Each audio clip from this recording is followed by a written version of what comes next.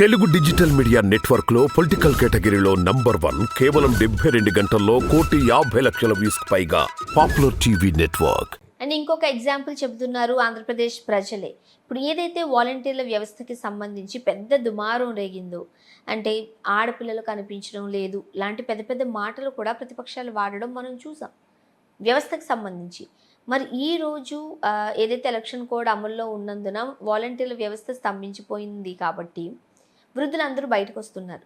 అంటే వాళ్ళు వెళ్ళి తెచ్చుకోవాల్సిన పరిస్థితి. ఇప్పుడు ఎంతమంది వృద్ధులు బయట ఉన్నారో మనం చూస్తున్నాంగా రోజు సోషల్ మీడియాలో చూస్తున్నాము, మీడియాలో చూస్తున్నాము. ఒకటి ఏంటంటే పరిపాలనా పరంగా అక్కడ ఆంధ్రప్రదేశ్ ప్రభుత్వం కానీ జగన్ గారు కానీ చేసిన ఒక ముఖ్యమైన కీలకమైన మార్పు ఏంటంటే గ్రామ సచివాలయాలు ఓపెన్ చేసిన తర్వాత దాదాపుగా ఈ ఏవైతే ప్రభుత్వం అందించే సేవలు అవుతున్నాయో రేషన్ కాంచెలు మొదలు అన్ని రకాల సేవలు గ్రామీణ ఆ గ్రామ సచివాలయం లోపల నుంచి వెళ్ళి వీళ్ళే వాలంటీర్స్ పోయి ఇచ్చేవాళ్ళు. అక్కడ ఆ వ్యవస్థ చాలా పర్ఫెక్ట్గా నడిచింది. సరే ఎలక్షన్ కూడా వచ్చింది కాబట్టి ఇప్పుడు ఈ 2 నెలలు కొద్దిగా ఎలక్షన్స్ ప్రాబ్లం ఉండవచ్చు. కానీ సచివాలయం అది ఒక విధంగా ప్రజలకు ముఖ్యంగా ఏవైతే వనరులు లేవో కొంత వసతులు తక్కువ ఉన్న ప్రజలు ఉన్నారో వాళ్ళందరూ కూడా బెనిఫిట్ అయ్యారు కాబట్టి వాళ్ళందరూ కూడా సుముఖంగా ఉన్నారు. ఈసారి గవర్నమెంట్కు మళ్ళీ ఒకసారి మేము ఓటేస్తామని ఎందుకంటున్నారంటే ఈ జగన్ స్థాపించిన ఏదైతే గ్రామ సచివాలయాలు కానీ ఈ అనేకమైన సంక్షేమ పథకాలు కానీ పెద్ద ఎత్తున గ్రామీణ ప్రాంతాలలో ఉన్న మెజార్టీ ప్రజలకు బీద ప్రజలకు అందింది కాబట్టి అది ఎడ్యుకేషన్ కానీ చాలా విషయాలలో కూడా పెద్ద ఎత్తున వాళ్ళు లబ్ధిదారులు ఉన్నారు కాబట్టి వాళ్ళందరూ కూడా ఒకవేళ లబ్ధిదారులు వీళ్ళ వైసీపీ అంచనాల ప్రకారం లబ్ధిదారుల్లో పెద్ద శాతం అంటే 70-80% ఓట్లు మాకే వస్తాయని వాళ్ళు లెక్కలో ఉన్నారు కాబట్టి ఆ విధంగా పడే అవకాశాలు కూడా ఎక్కువ కనబడుతున్నాయి కాబట్టి అట్లా పడితే మాత్రం వీళ్ళు ఇప్పుడు ఏదైతే కూటమి వాళ్ళు ఎంత ప్రయత్నం చేసినప్పటికీ కూడా పెద్దగా ఉండదు. రెండవది ఇప్పుడు బీజేపీ ఈ కూటమిలో జాయిన్ అయిన తర్వాత సరే దానికి కొంత నష్టం జరగవచ్చు కానీ దాంతోపాటుగా లాభం కూడా వైసీపీకి జరిగింది. ఎట్లా జరిగిందంటే ఇప్పుడు తెలుగుదేశానికి కూడా ముస్లిం మైనార్టీ వాళ్ళు 30-40% ఓట్లు ఉండే వాళ్ళకు చాలా ఏరియాలలో. రాయలసీమలో అయితే వాళ్ళు నాకు చాలా మంది చెప్పారు రాయలసీమలో మేము తెలుగుదేశం కూడా గణనీయమైన సపోర్టు ముస్లిం మైనార్టీ నుంచి ఉన్నాయి. ఎప్పుడైతే ఈ అలయన్స్లో బీజేపీ రావడం జరిగిందో ఆ మైనార్టీస్లో పెద్ద ఎత్తున వాళ్ళంతా అంతకుముందు ఎవరైతే తెలుగుదేశం ఓటర్స్ ఉన్నారో వాళ్ళు తెలుగుదేశం సపోర్టర్స్ ఉన్నారో వాళ్ళందరూ కూడా వైసీపీ దిక్కు వచ్చింది. ఆ మేరకు వైసీపీ కొంత లాభపడ్డది.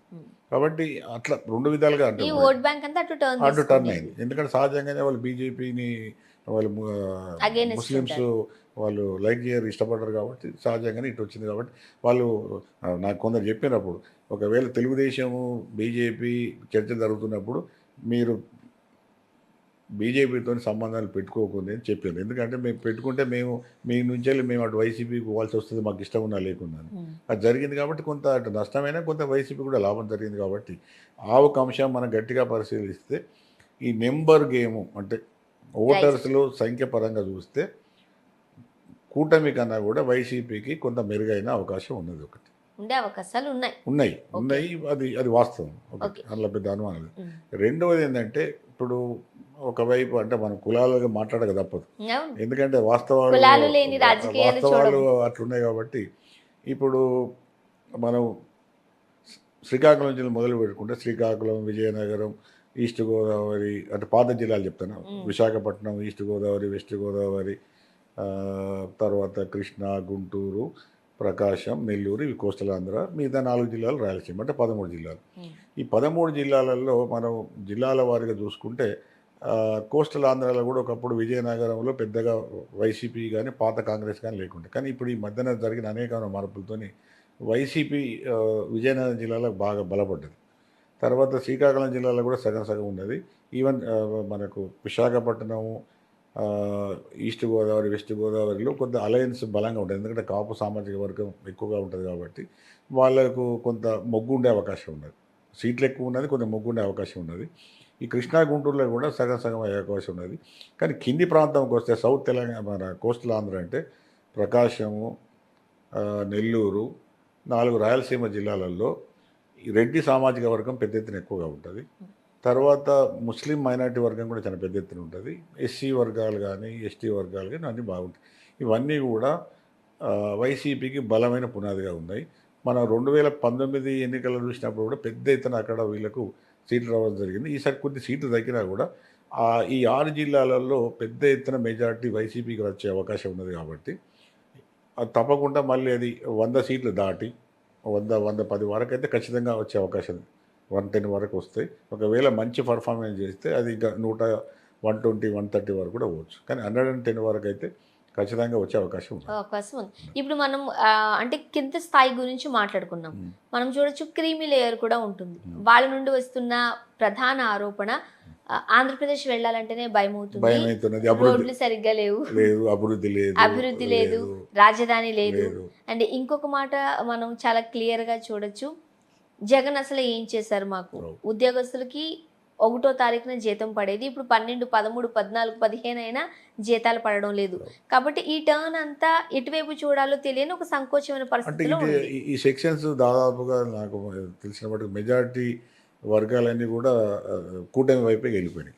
అలా అనుమానం లేదు. అంటే ఎంప్లాయీస్ కావచ్చు, లేకపోతే ఈ పై వర్గాలన్నీ కూడా.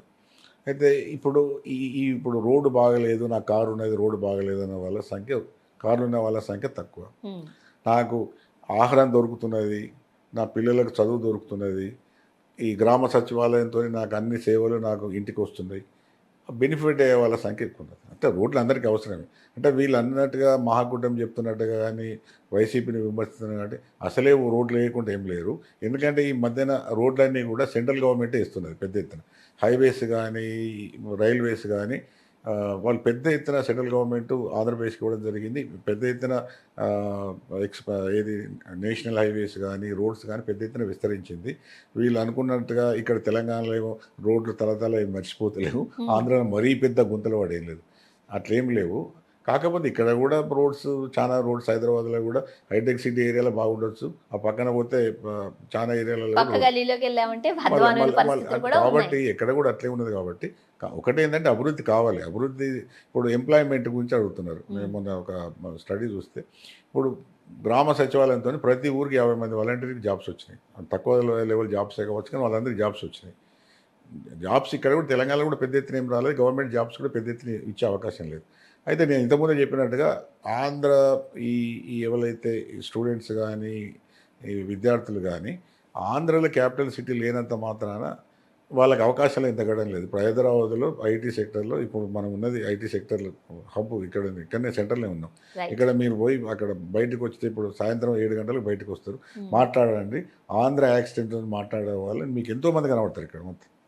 అంటే జాబ్స్ అక్కడ హైదరాబాద్లో జాబ్స్ అంతా తెలంగాణ వాళ్ళకేం వస్తలేదు.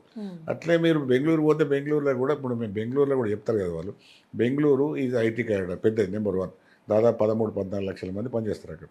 దానిలో వాళ్ళు కేటగిరీ వైజ్ చెప్తారు, మొత్తం ఐటీ సెక్టర్లో number 1 Tamil Nadu, Tamils, number 2 Telugu వాళ్ళు, నెంబర్ 3 కన్నడ వాళ్ళు.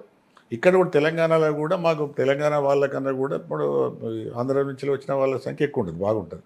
అంటే ఐటీ కంపెనీస్ అనేది ఏ దేశానికి సంబంధం లేదు, దానికి రాష్ట్రానికి సంబంధం లేదు. వాళ్ళు ఎవరు పనిచేస్తారు, ఎవరు ఎఫిషియెంట్గా పనిచేస్తారు అనేది వాళ్ళకి ముఖ్యం. కాబట్టి అట్లా చూసుకున్నప్పుడు ఏంటంటే అక్కడ క్యాపిటల్ టెక్నికల్గా ఉన్నదా లేదా అన్నది పక్కకు పెడితే ఆంధ్రప్రదేశ్ నుంచే వచ్చే విధానం. నేను స్టేట్ కౌన్సిల్ చైర్మన్గా నేను చాలాసార్లు చూసిన, మాకు కూడా మొన్నటి వరకు కూడా ఇప్పటి వరకు కూడా ఉన్నది, ఈ జూన్ వరకు కూడా కామన్గా అడ్మిషన్స్ ఉంటాయి. కానీ ఇక్కడ కూడా వాళ్ళు పెద్ద ఎత్తున ఇక్కడ వచ్చి కాలేజీలో చదువుకోవడం, తర్వాత ఇక్కడ జాబ్ చేయడం జరుగుతుంది. కాబట్టి తెలంగాణ వచ్చిన తర్వాత వాళ్ళకి ఏదో అన్యాయం జరుగుతుంది, లేకపోతే హైదరాబాద్ రానియరు, తెలంగాణ రాని అపోహలని తేలిపోయింది. అపోహలని తేలిపోయింది, అని ఏమి లేదు. ఇప్పుడు అందరూ కూడా స్వేచ్ఛగా వస్తున్నారు, ఎటువంటి ద్వేషాలు లేవు. కాబట్టి ఇక్కడ పెద్ద ఎత్తున జాబ్స్ చేస్తున్నారు. కాబట్టి ఇక్కడ ఇప్పుడు అందరూ కూడా చేస్తున్నారు. కాబట్టి నేను ఇంతకుముందే చెప్పినట్టుగా ఆంధ్రకు టెక్నికల్ క్యాపిటల్ లేదు, కానీ మిగతా రాష్ట్రాల్లో ఉన్న క్యాపిటల్ రాజధానులన్నీ ఆంధ్ర వాళ్ళు ఉంటారు, పెద్ద ఎత్తున ఉంటారు. వాళ్ళు ఏం అనుమానం లేదు, పెద్ద ఎత్తున ఉంటారు వాళ్ళు. కాబట్టి అందులో కొంత వాస్తవం ఉండొచ్చు, కానీ అది వాస్తవం కన్నా ఎక్కువ అది అతిశయోక్తి అంటాం కాదు, అభూతంగా ఎక్కువ చెప్పేదే ఎక్కువ కనబడుతుంది.